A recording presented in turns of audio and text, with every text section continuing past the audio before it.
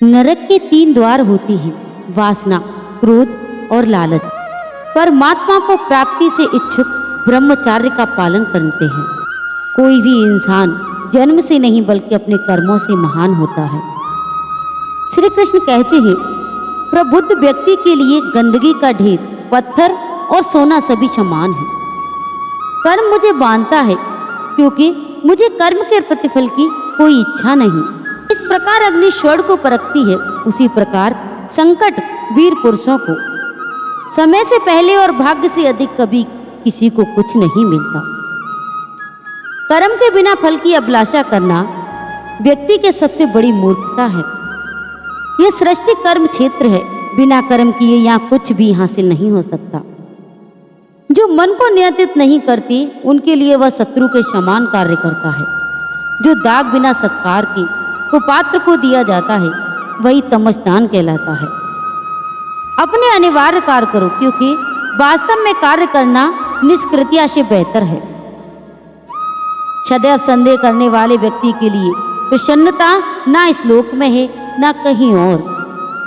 फल की अभिलाषा छोड़कर कर्म करने वाला पुरुष ही अपने जीवन को सफल बनाता है। जो हुआ वह अच्छा हुआ, जो हो रहा है वह भी अच्छा हो रहा है, और जो होगा वह भी अच्छा ही होगा।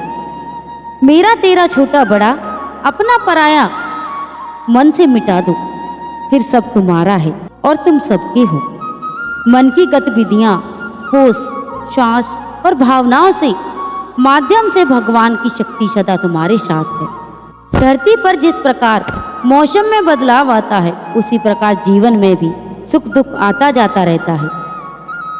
लोग हमारे अपमान के बारे में हमेशा बात करेंगे, लेकिन सम्मानित व्यक्ति के लिए अपमान मृत्यु से भी बदतर है।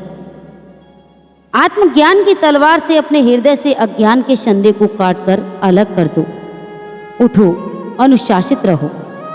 सफलता जिस ताले में बंद रहती है वह 2 चाबियां से खुलती है, एक कठिन परिश्रम, दूसरा दृढ़ संकल्प। मैं भूतकाल, वर्तमान और भविष्य काल के सभी जीवों को जानता हूँ, लेकिन वास्तविकता में मुझे कोई नहीं जानता। जो दान कर्तव्य समझकर बिना किसी के संकोच किसी जरूरतमंद व्यक्ति को दिया जाए वह सात्विक माना जाता है। जो पुरुष सुख तथा सुख में विचलित नहीं होता और इन दोनों में संभावित रहता है वह निश्चित रूप से मुक्ति का योग्य है। भगवान कृष्ण कहते हैं, कर्म वह फसल है जिसे इंसान को हर हाल में काटना ही पड़ता है। इसलिए हमेशा अच्छे बीज बोए ताकि फसल अच्छी हो। जो लोग भक्ति में श्रद्धा नहीं रखते वो मुझे पा नहीं सकते, अतः वे इस दुनिया में जन्म मृत्यु के रास्ते पर वापस आते रहते हैं। मैं धरती की मधुर सुगंध हूँ, मैं अग्नि की ऊष्मा हूँ। सभी जीवित प्राणियों को जीवन का सन्यासियों का आत्म संयम भी मैं ही हूँ। मेरे लिए ना कोई घृणित है ना प्रिय, किंतु जो व्यक्ति भक्ति के साथ मेरी पूजा करते हैं वो मेरे साथ हैं और मैं उनके साथ हूँ। मनुष्य को जीवन की चुनौतियों से भागना नहीं चाहिए और ना ही भाग्य और ईश्वर की इच्छा से बहानों का प्रयोग करना चाहिए। मनुष्य को परिणाम की चिंता किए बिना, लोभ लालच बिना एवं निस्वार्थ निष्पक्ष होकर अपने कर्तव्यों का पालन करना चाहिए। भगवान कृष्ण कहते हैं, जिस तरह प्रकाश की ज्योति अंधेरे में चमकती है, ठीक उसी प्रकार सत्य भी चमकता है। इसलिए हमेशा सत्य की राह पर चलना चाहिए। जिस मनुष्य के अंदर ज्ञान की कमी और ईश्वर के लिए श्रद्धा नहीं, वो मनुष्य जीवन में कभी भी आनंद और सफलता को प्राप्त नहीं कर पाता। जब जब इस धरती पर पाप, अहंकार और अधर्म बढ़ेगा तो उसका विनाश कर धर्म पुनः स्थापना करने हेतु मैं अवश्य अवतार लेता हूँ। जो अपनी मृत्यु के समय मुझे याद करते हुए अपना शरीर त्यागता है वह मेरी धाम को प्राप्त होता है, और इसमें कोई संशय नहीं। जन्म लेने वाले के लिए मृत्यु उतनी ही निश्चित है जितना कि मृत होने वाले के लिए जन्म लेना। इसलिए जो अपरिहार्य है उस पर शोक ना करें। वह जो वास्तविकता में मेरी उत्कृष्ट जन्म और गतिविधियों को समझता है वह शरीर त्यागने के बाद पुनः जन्म नहीं लेता और मेरी धाम को प्राप्त होता है। जो इंसान जो होने वाला है वो होकर ही रहता है, और जो नहीं होने वाला वो कभी नहीं होता।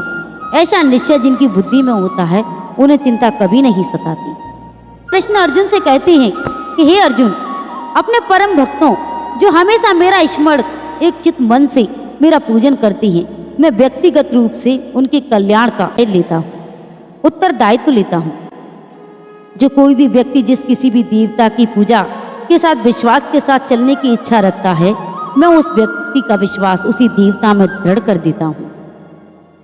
अच्छे कर्म करने के बाद भी लोग केवल आपकी बुराइयां ही याद रखेंगे, इसलिए लोग क्या कहते हैं इस पर ध्यान मत दो, तुम अपना कर्म करते रहो। कल्याण ही भगवत गीता का प्रमुख उद्देश्य है, इसलिए मनुष्य को अपने कर्तव्यों का पालन करते समय मानव कल्याण को प्राथमिकता देना चाहिए। इतिहास कहता है कि कल सुख था, विज्ञान कहता है कल सुख होगा, लेकिन धर्म कहता है कि अगर मन सच्चा और दिल अच्छा हो तो हर रोज सुख ही सुख होगा। क्रोध से भ्रम पैदा होता है, भ्रम से बुद्धि व्यग्र होती है। जब बुद्धि व्यग्र होती है तब तर्क नष्ट हो जाता है, जब तर्क नष्ट होता है तब व्यक्ति का पतन हो जाता है। अपने आप को ईश्वर के प्रति समर्पित कर दो, यही सबसे बड़ा सहारा है। जो कोई भी इस सहारे को पहचान गया वह डर, चिंता और दुखों से आजाद रहता है। मनुष्य को अपने कर्मों से संभावित परिणामों से प्राप्त होने वाली विजय या पराजय, लाभ या हानि, प्रसन्नता या दुख इत्यादि के बारे में सोचकर चिंता करने से ग्रसित नहीं होना चाहिए। तुम क्यों व्यर्थ में चिंता करते हो? तुम क्यों भयभीत होते हो? कौन तुम्हें मार सकता है? आत्मा न कभी जन्म लेती है, न कोई इसे मार सकता है। यही जीवन का अंतिम सत्य है। जिसने मन को जीत लिया उसने पहले परमात्मा को प्राप्त कर लिया, क्योंकि उसने शांति प्राप्त कर ली। ऐसे मनुष्य के लिए सुख दुख, सर्दी गर्मी और मान अपमान एक से हैं। श्रेष्ठ पुरुष को सदैव अपने पद और गरिमा के अनुरूप कार्य करने चाहिए, क्योंकि श्रेष्ठ पुरुष जैसा व्यवहार करेंगे तो इन्हीं आदर्शों के अनुरूप सामान्य पुरुष भी वैसा ही व्यवहार करेंगे। जिसने मन को जीत लिया उसने पहले ही परमात्मा को प्राप्त कर लिया, क्योंकि उसने शांति प्राप्त कर ली। ऐसे मनुष्य के लिए सुख दुख, सर्दी गर्मी और मान अपमान एक जैसे हैं। न तो यह शरीर तुम्हारा है और न ही तुम इस शरीर की मालिक हो। यह शरीर पंच तत्वों से बना है, आग, जल, वायु, पृथ्वी और आकाश। एक दिन यह शरीर इन्हीं पांच तत्वों में विलीन हो जाएगा। ये थे भगवान कृष्ण के मुख से निकले हुई गीता के अनमोल विचार। अगर इन विचारों को जो भी व्यक्ति अपने अंदर उतार लेता है, अपने मन में बिठा लेता है, वह अपनी मंजिल को पाकर रहता है। उसे हर जगह सफलता प्राप्त होती है। वह निडर होकर अपना कार्य करता है और एक दिन बहुत बड़ा महान व्यक्ति बनता है। तो बंधुओं, अगर आपको हमारे ये प्रिय वचन पसंद आए हों तो हमारी वीडियो को लाइक और चैनल को सब्सक्राइब अवश्य कर लें और वीडियो को शेयर अवश्य करें, ताकि आपके प्रिय भाई बंधु भी इसका लाभ ले सकें। तो बंधुओं, जय श्री श्याम, जय माता दी।